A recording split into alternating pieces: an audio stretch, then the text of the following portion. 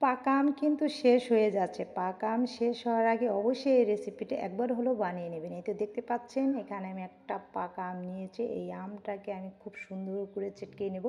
এর ভিতরে ১ কাপ দিয়ে দিয়েছি চিনি, ১ কাপ দুধ। এখানে চাইলে আপনারা গুঁড়ো দুধও ব্যবহার করতে পারেন। ১ চিমটি লবণ। জাস্ট যারা লবণ পছন্দ করে তারা দিবেন। তারপরে দেখেন এটাকে খুব সুন্দর করে মিক্সড করে নেবেন। আর এখন তো আমের সিজন শেষ হয়ে যাচ্ছে। শেষ হওয়ার আগে অবশ্যই এই রেসিপিটা যারা বানান নাই অবশ্যই বানিয়ে নেবেন, মিস করবেন না কিন্তু। এই একবার যারা এই রেসিপিটা বানিয়ে খাবেন সারা জীবন মনে থাকবে, একেবারে জিভে জল এসে যাবে।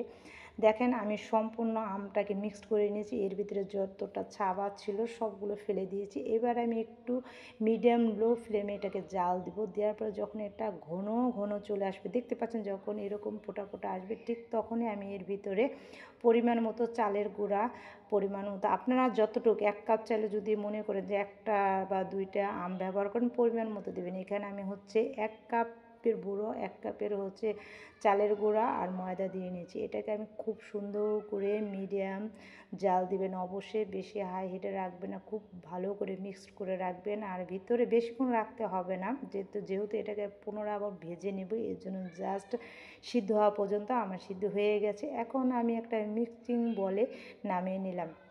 আর এই আমের সিজন তো কিন্তু এখন শেষ হয়ে যাচ্ছে, তার আগে এইরকমই একটা রেসিপি, ও মা সেই মজা। এখন দেখতে পাচ্ছেন আমি খুব ভালো করে হাত দিয়ে মিক্সড করে নিয়েছি, আমার মিক্সড করা হয়ে গেছে। এখন চলুন তাহলে এটাকে আমি এখন ফ্রাই প্যানে ভেজে নিব।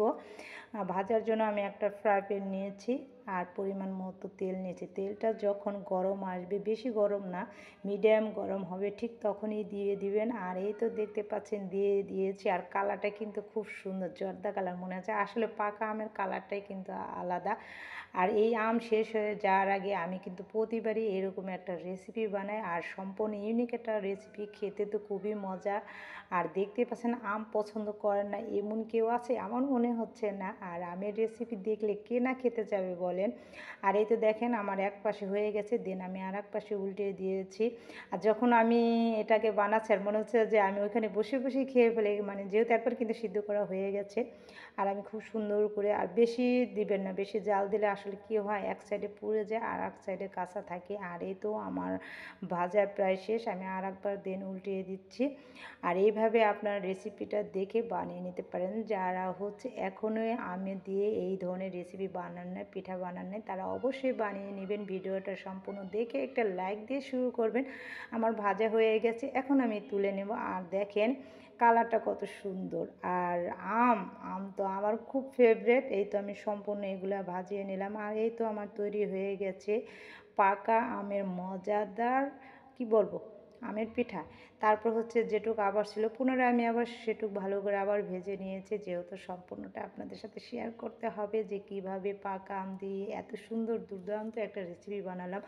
অবশ্যই ভালো লাগলে অবশ্যই জানাবেন, কমেন্টস করবেন। ইনশাল্লাহ আগামীতে আবার নতুন ভিডিও নিয়ে আসবো। ভিতরেও দেখেন এত মজা হয়েছে, ভিতরেও কোনো কাঁচা ভাব নেই। আজকের মতো এখানেই বিদায় নিচ্ছি, আল্লাহ হাফেজ।